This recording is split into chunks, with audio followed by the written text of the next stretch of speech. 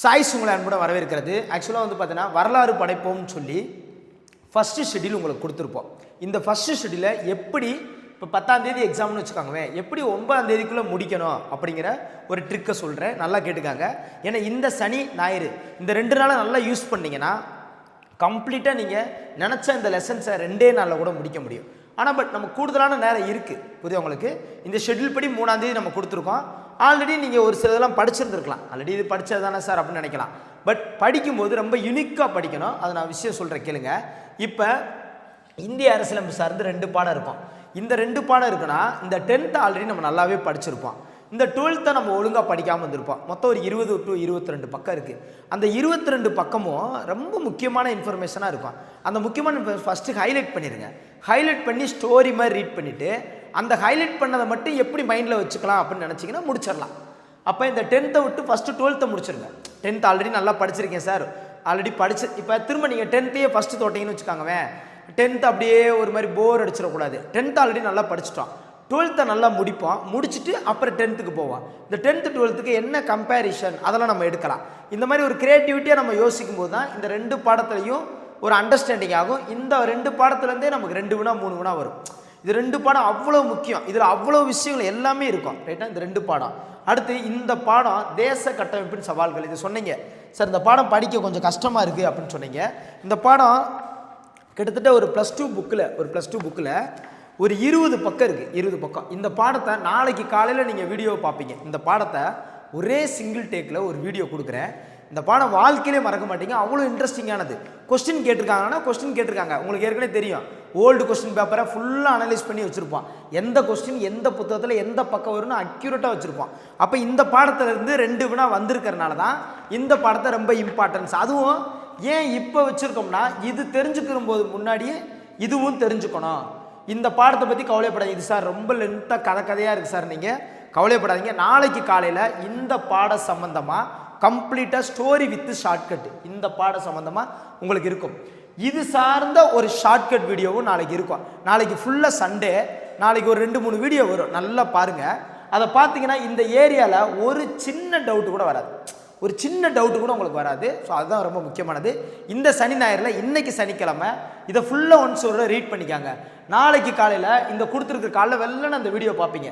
இந்த தேச கட்டமைப்பின் சவால்கள் இருக்குல்ல, இது ரொம்ப ரொம்ப ஒரு இன்ட்ரெஸ்டிங்கான லெசன். ரைட்டா? ஆல்ரெடி வீடியோ கொடுத்துருப்பேன், பழைய வீடியோ ஒன்று கொடுத்துருக்கேன், அதையும் நீங்கள் பாருங்கள். அதில் இருக்கிற யூனிக் பாயிண்ட்டையும் நாளைக்கு நான் உங்களுக்கு நடத்துகிறேன், அதையும் பாருங்கள். இவ்வளோதான், நான் இவ்வளோ ஈஸியாக இருக்கே அப்படின்னு சொல்லி அதை நேசிக்கிற மாதிரி வந்துடுவீங்க. அது எவ்வளோ பேஜஸாக இருந்தாலும் நேசிக்க வந்துடுவீங்க. ஒரு லெசன் படிக்கிறது ஒரு விஷயமே கிடையாது. இப்போ உதாரணமாக இப்போ இந்த லெசன் படிக்க இந்திய அரசியலமைப்புன்னு படிக்கிறீங்கன்னா, இந்த இப்படி ஒரு பாடம் படிக்கிறீங்கன்னா இதில் இருக்கிற அந்த முக்கியமான பாயிண்ட் என்ன? இப்போ உதாரணமாக 370 அப்படிங்கிற ஆர்டிக்கலை B.R. அம்பேத்கர் வந்து எழுத மறுக்கிறார். அப்போ மறுக்கும்போது கோபாலசுவாமி அப்படிங்கிறவர் தான் அதை வந்து எழுதினார் அப்படின்னு ஒரு பாக்ஸில் இருக்கும். இந்த இருக்குது, இந்த 370 வந்து எழுத மறுத்தார். அப்போ கோபாலசுவாமி இந்த பிரிவை எழுதினார். அப்போ கோபாலசுவாமி தான் இது எழுதியிருக்காருன்னு 2-3 முறை மனப்பாடம் பண்ணாலும் உங்களுக்கு ஞாபகம் வந்துடும்.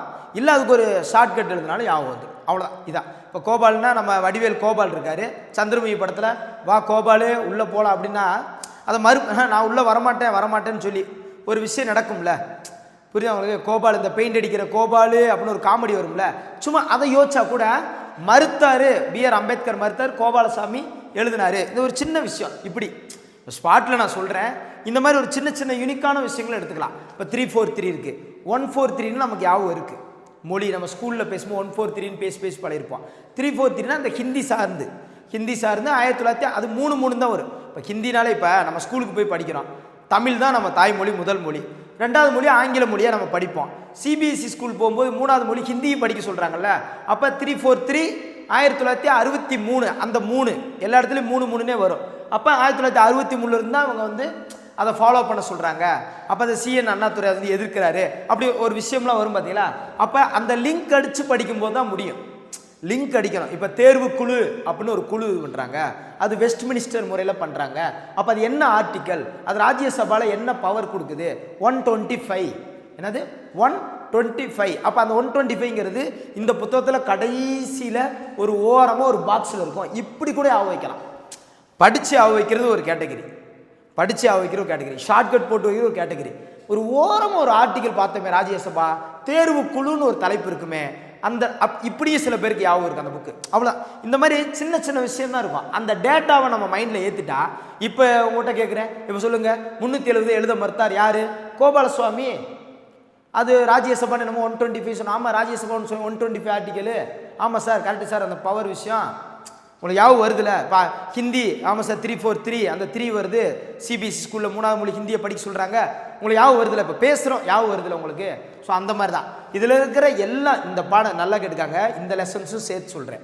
9ஆம் தேதிக்குள்ளே இதில் இருக்கிற எல்லா லெசன்ஸுக்கும் ஸ்டோரி வித் ஷார்ட்கட்டை முழுசாக கொடுக்கறது என்னோட பொறுப்பு.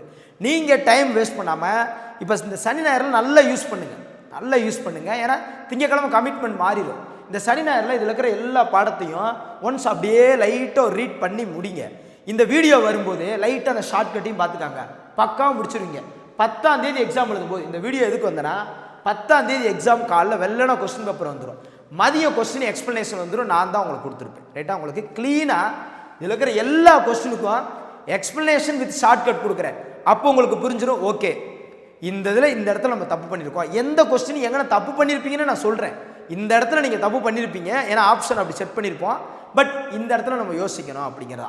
ஏன்னா ஓல்டு கொஸ்டின் சார்ந்தும் அதில் ஒரு சில, இப்போ இந்த கொஸ்டின் பேப்பரில் ஓல்டு கொஸ்டின் சார்ந்து ஒரு சில ட்ரிக்கெல்லாம் வச்சுருப்போம்.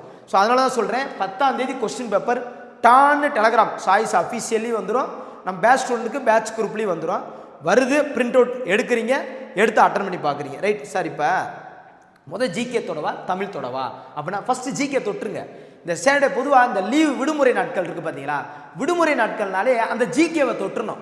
ஏன்னா நமக்கு நிறைய நேரம் இருக்கும், நிறைய நேரங்கள் இருக்கும். அப்போ ஜிகேவை நல்லா படிச்சிடலாம், நிறைய விஷயத்தை நம்ம அப்சர்வ் பண்ண முடியும். ஏன்னா ரிலாக்ஸேஷன் மைண்ட் இருக்கும். பட் நம்ம வந்து தமிழ் அப்படிங்கிறது நம்ம உடம்புல ஊறி போனது தான். இப்போ நாலடியார்னு வச்சுக்காங்கவே, நாலடியார்னா ஒரு ஆஃபீஸில் ஒரு பிரேக் டைம் கிடைக்குது, ஒரு ஸ்கூலில் சும்மா செல் எடுத்து நோண்டுற நேரத்தில் நாலடியார் அப்படின்னு ஒரு சாட் ஜிபிடியில் கூட போட்டோம், கூகுளில் போட்டால் கூட ஒரு 10 பாயிண்ட் வரும். அப்படி டக்குன்னு 10 பாயிண்ட் படிச்சிடலாம். அதுக்கு நமக்கு என்ன பிரச்சனை இல்லை. டக்குன்னு நினச்சா நாலடியார் என்ன பாட்டு இருக்குது, அந்த நூல் எவ்வளோ நூல், அதில் என்ன சிறப்பம்சம் இருக்குது, ஜஸ்ட் ஒரு 10 நிமிஷம் படிச்சிடலாம். ஸோ இந்த தமிழை பொறுத்தளவு கூட நீங்கள் திங்கள் செவ்வாயில் கூட படிச்சுக்காங்க. பட் ஜிகேவை நாளைக்கு இந்த சனி இந்த இன்னைக்கும் நாளைக்கும் நல்லா யூஸ் பண்ணுங்கள். இதில் நீங்கள் நினைப்பீங்க, சார் இப்போ இது ஓகே சார், இந்த 3-4 பாடம் ஓகே சார், இந்த பாடம் படிக்க கஷ்டமாக இருக்குது. நான் தான் சொல்கிறேன்ல, இதில் இருக்கிற எல்லா பாடம் சார்ந்தும் நாளைக்கு இது வரைக்கும் இந்த பாடம் அதுக்கப்புறம் இந்த லெசன் சார்ந்து நாளைக்கு உங்களுக்கு கம்ப்ளீட்டாக ஒரு ஷார்ட்கட் மாதிரி கம்ப்ளீட்டாக கொடுப்பேன். வாழ்க்கையில் நீங்கள் மறக்க மாட்டீங்க, அவ்வளோதான்டா இது போதும்னு நினைக்கிற அளவுக்கு இருக்கும். பட் அடுத்து உங்களுக்கு இந்த லெசன் இருக்குல்ல, இது 1 by 1 காலையில் வெள்ளனா இந்த பாடம் உங்களுக்கு 9ஆம்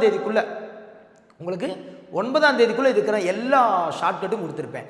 உங்கள் ஒரே வேலை என்னன்னா, 10ஆம் தேதி மறக்காமல் உங்களுக்கு எக்ஸாம் மட்டும் எழுதிருக்கு. ஏன்னா திங்கள் அங்கிட்டு செவ்வாய் இருக்குது, கம்ப்ளீட்டாக கொடுத்துருவான். 10ஆம் தேதி நீங்கள் எக்ஸாம் எழுதும் போது முழு திருப்தியாக 175க்கு 1 மார்க் குறையக்கூடாது. அதை மைண்டில் வச்சுக்காங்க. ஒரு ரேங்க் லிஸ்ட் கொடுக்கும்போது, சார் நீங்கள் கொடுங்க சார் ஷார்ட்கட்டு, நான் அந்த எக்ஸாம் எழுதுறேன் சார், 175க்கு ஒரு கொஸ்டின் நான் மிஸ் ஆகாது சார், தொட்டம் பார்த்துருவோம் சார், ஃபஸ்ட்டு டெஸ்ட்டு நான் பெஸ்ட்டாக காமிக்கிறேன் சார் அப்படின்னு சொல்லி நீங்கள் உறுதியாக நீங்கள் இருக்கணும்னு சொல்லி தான் இப்போ நான் கொஸ்டின் வேலை கொஞ்சம் பார்த்துக்கிட்டு இருந்தோம். அதனால தான் ஒரு அப்டேட் கொடுக்கலான்னு வந்தேன். அதுக்கப்புறம் என்னென்னா, இப்போ எழுதுறீங்கல்ல, இந்த எக்ஸாமில் 175க்கு மேலே எடுத்துட்டீங்கன்னா செகண்ட் டெஸ்ட்டு உங்களுக்கு மைண்ட் தாட்டாக அடுத்தடுத்து அப்படியே வந்துடும். ஸோ அதனால தான் சொல்கிறேன் சார், ஷார்ட் டைமாக இருக்கிற மாதிரி தெரியுது சார், அப்போல்லாம் நீங்கள் நினைக்கவே கூடாது.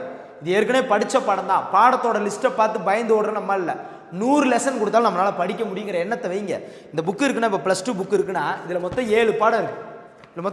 இந்த 7 பாடம் தெரிஞ்சால் இந்திய அரசியலமைப்பே முடிஞ்சு 15 கொஸ்டின் அடிச்சுட்டு போயிட்டே இருக்கலாம். 10ங்கிறது படிக்கிறது தான். பட் உதாரணத்துக்கு சொல்கிறேன், இந்த 7 பாடம் ஒரு விஷயமே இல்லை. அதில் இருக்கிற ஆர்டிக்கல் பிரச்சனை, அதுக்குள்ள இயர் பிரச்சனை இல்லை. ஒன்ஸுக்கு 2 முறை ரீட் பண்ணுங்கள். மறக்குது சார், அதுக்கு தான் நாங்கள் இருக்கோம். அந்த மறக்கிற இடத்துல என்ன செய்யணும், கோபாலுன்னு சொன்ன பார்த்தீங்களா, அதே மாதிரி எல்லாத்தையும் முடிச்சு விட்ருவோம். ரைட்டாப்பா? ஸோ சந்தோஷம் அப்படி, அதாவது புத்தகம் தொடும்போது எத்தனை பக்கம் இருக்குது, எவ்வளோ ஹைலைட்டான பாயிண்ட்ஸ் இருக்குது, ஸ்டோரி எவ்வளோ இருக்குது, டேட்டா எவ்வளோ இருக்குன்னு பிரித்து மனசு நிறைவாக சந்தோஷமாக படிங்க. மனசு நிறைவு, யாராவது சொந்தக்காரங்க வந்துட்டு எவ்வளோ சந்தோஷமாக இருக்கிறவங்க சந்தோஷமாக அவங்கள எவ்வளோ கவனிக்கணும், அவங்களுக்கு பிரியாணி ஆக்கி போடணும், அவங்க நல்ல வழி அனுப்பணும், அப்படி எவ்வளோ தூரத்துக்கு அவங்களுக்கு எஃபோர்ட் எடுக்கிறீங்க. இந்த சொந்தக்காரவங்க நம்ம வீட்டுக்கு வந்திருக்காங்க, இந்த புக்கு நம்ம வீட்டுக்கு வந்திருக்கு, இந்த புக்கில் இருக்கிற விஷயத்தை ஏற்றுக்கிட்டால் நம்மளை வாழ வைக்கும். இந்த புக்கு நம்மளை கம்ப்ளீட்டாக வாழ வைக்கும். நீங்கள் கல்லூரி படித்த புக்கு இருக்கலாம், நீங்கள் 1000 என்னென்னவோ புக்ஸ் படிச்சிருக்கலாம், இந்த புத்தகம் தான் உங்களை லைஃப்பை வாழ வைக்க போகுது. அப்போ இந்த புக்கை நம்ம எவ்வளோ விரும்பி படிக்கணும், விரும்பி படிங்க. ஷார்ட்கட்டும் கொடுக்குறேன். நாளை காலையில் நீங்கள் வேலைனா பாருங்கள், உங்களுக்கு கம்ப்ளீட்டாக பரவாயில்ல, இவ்வளோ ஈஸியாக முடிச்சிட்டோன்னு உங்களுக்கு ஒரு சாட்டிஸ்ஃபேக்ஷன் வரும். So thank you to all. Thank you.